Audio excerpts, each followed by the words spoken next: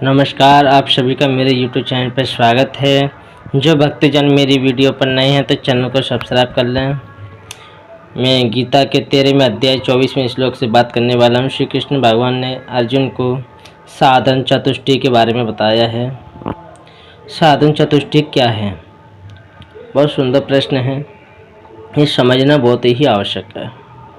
जो भक्तजन परमात्मा को प्राप्त करना चाहते हैं, जो परमात्मा में ही लगे रहते हैं, उनके लिए प्रश्न बहुत सुंदर है। और जिन्हें परमात्मा नाम में रुचि नहीं है, उनके लिए तो ये एक तरह की बहस के सामने बीन बजाना है। तो जो भक्तजन हैं वो इस वीडियो को अंत तक देखें, उनके लिए बहुत सुंदर प्रश्न है ये। साधन चतुष्टय क्या है? इसमें विवेक, वैराग्य, षट संपत्ति, मुमुक्षुत्वम, ये 4 साधन होते हैं। इन 4 साधनों में पहला जो साधन है वो है विवेक।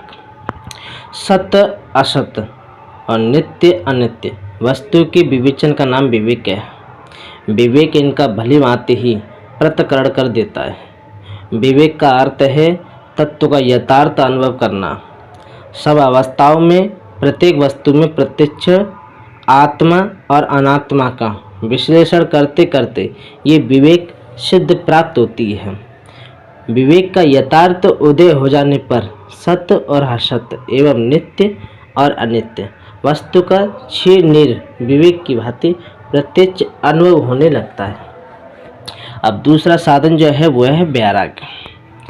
विवेक के द्वारा सत्य असत्य और नित्य अनित्य का पृथक्करण हो जाने पर असत्य और अनित्य से सहज ही राग हट जाता है। इसी का नाम वैराग्य है। मन में भोगों की अभिलाषाएं बनी हुई है। ऊपर से हम संसार से द्वेष और घृणा कर रहे हैं। इसका नाम वैराग्य नहीं है। वैराग्य में राग का सर्वथा अभाव है। वैराग्य यथार्थ में आंतरिक अनासक्ति का नाम है। जिनको सच्चा वैराग्य प्राप्त है, उन पुरुषों के चित्त में ब्रह्मलोक से समस्त भोगों का जो तृष्णा है, आसक्ति है, अत्यंत अभाव हो जाता है। वे असत्य और अनित्य से हटकर अखंड रूप से सत्य और नित्य में लगे रहते हैं। यही वैराग्य है। अब बात करते हैं तीसरे नंबर के षट संपत्ति। षट संपत्ति क्या है?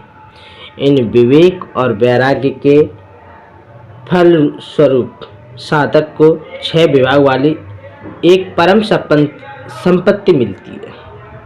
वे पूरी न मिले तब तक ये समझना चाहिए कि विवेक और वैराग्य में कसर है, क्योंकि विवेक और वैराग्य से भली भांति संपन्न हो जाने पर साधक को इस संपत्ति की प्राप्त हो जाता है। मानिए विवेक और वैराग्य से भली भांति संपन्न हो जाने पर साधक को इस संपत्ति को प्राप्त होना सहज है। इस संपत्ति के नाम जो हैं, इसके 6 विभाग हैं, ये सुनिए। सम, पहला है सम, मन को पूर्ण रूप से निग्रत, निश्चल और शांत हो जाना ही सम है।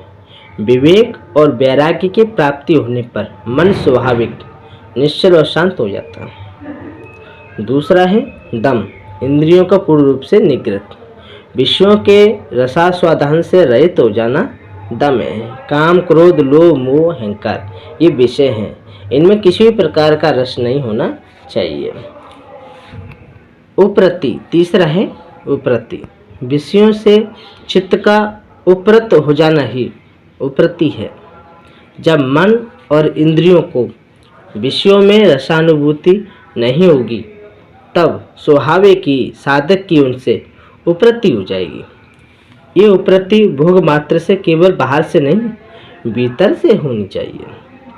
विषय जो है काम, क्रोध, लोभ, मोह, इनसे हमारा चित्त ऊपर उठ जाए, उसको उपरति कहते हैं। विषयों की तरफ हमारा चित्त का बिल्कुल ध्यान ना हो, इसे उपरति कहते हैं। चौथी बात है तितिक्षा। तितिक्षा क्या है? द्वंद्व को सहन करने का नाम तितिक्षा है। सर्दी, गर्मी, सुख, दुख, मान, अपमान आदि का सहन करना ही तितिक्षा है। परंतु विवेक, वैराग्य, शम, दम, उपरति के अंतर प्राप्त होने वाली तितिक्षा तो इससे कुछ विलक्षण ही होनी चाहिए। संसार में ना तो द्वंद्वों का नाश ही हो सकता है और न कोई इनसे सर्वथा बच ही सकता है। किसी भी तरह इनको ये सहन कर लेना उत्तम ही है, परंतु सर्वोत्तम तो है द्वंद्व जगत से ऊपर उठकर साक्षी होकर द्वंद्वों को देखना। ये वास्तविक तितिक्षा है। हमारे अंदर किसी भी प्रकार का इसमें वो नहीं होना चाहिए, जैसे सर्दी गर्मी सुख दुख मान अपमान में बिल्कुल सम होना चाहिए और हम संसार को इस तरीके से देखें।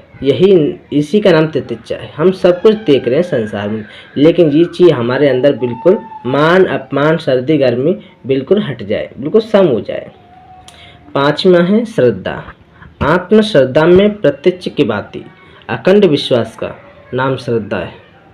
पहले शास्त्र गुरु और साधन आदि में श्रद्धा होती है, उससे आत्मश्रद्धा बढ़ती है, परंतु जब तक आत्मस्वरूप में पूर्ण श्रद्धा नहीं होती तब तक एकमात्र निष्कल्क निरंजन निराकार निर्गुण ब्रह्म को लक्ष्य बनाकर उसमें बुद्धि की स्थिति नहीं हो सकती। छठवां समाधान मन और बुद्धि का परमात्मा में पूर्णतया समाहित हो जाना। जैसे अर्जुन को गुरु द्रोण के सामने परीक्षा देते समय वृक्ष पर रखी हुई नकली पक्षी का केवल गला ही देख पड़ता था, वैसे ही मन और बुद्धि को निरंतर एकमात्र लक्ष्य वस्तु ब्रह्म के दर्शन होते रहना, यही समाधान है। और ये हमारा है आपका मुमुक्षुत्वम। इस प्रकार जब विवेक वैराग्य और षट संपत्ति की प्राप्ति हो जाती है तब साधक स्वाभाविक ही अविद्या के बंधन से सर्वथा मुक्त होना चाहता है और वह सब ओर से चित्त हटाकर किसी और के तरफ न ताककर एकमात्र परमात्मा की ओर ही दौड़ता है। उसका ये अत्यंत वेग से दौड़ना अर्थात तीव्र साधन ही उसकी परमात्मा को पाने की तीव्रतम लालसा ही परिचय देता है। यही मुमुक्षुत्वम है। तो मेरे प्यारे श्रोताओं भक्तजनों, मैंने आपको साधन चतुष्टय के बारे में बता दिया। साधन चतुष्टय क्या है, अब ये भली प्रकार से आपको समझ लेना है, इस पर मंथन करना है। एक बार में समझ में नहीं आता है। जब इस चीज़ को बार बार मंथन करोगे कि विवेक क्या है, हमारे अंदर विवेक कैसे जागे, वैराग्य क्या है, हमारे अंदर वैराग्य कैसे होवे, षट संपत्ति को हम कैसे प्राप्त करें। षट संपत्ति शम दम उपरति तितिक्षा श्रद्धा समाधान, ये मैंने अभी आपको बताया है। ये हमारे अंदर चीज़ कैसे बने, मुमुक्षुत्वम ये हो, तो इन पर हमें मंथन करना होगा। ये ऐसा नहीं है कि एक बार हमने सुन लिया पढ़ लिया हमारी समझ में आ गया, नहीं। अभी तो आपने सुना है, अभी आपने आछड़ों में कहाँ उतारा है। जब आछड़ों में उतारोगे तब आप महान कहलाओगे, तब आप परमात्मा को प्राप्त होंगे। जो भक्तजन होते हैं पूर्ण तरीके से सुनना वो माना जाता है जिसने उन शब्दों को अपने आँचड़ों में लाए हैं। जब तक हम आँचड़ों में नहीं लाएंगे तब तक हम ईश्वर को प्राप्त नहीं कर सकते। तो मेरे प्यारे श्रोताओं भक्तजनों, मैंने आपको साधन चतुष्टय के बारे में बता दिया और मैं अपनी वाणी को विराम देता हूँ। जय श्री कृष्ण, जय श्री कृष्ण, जय श्री कृष्ण।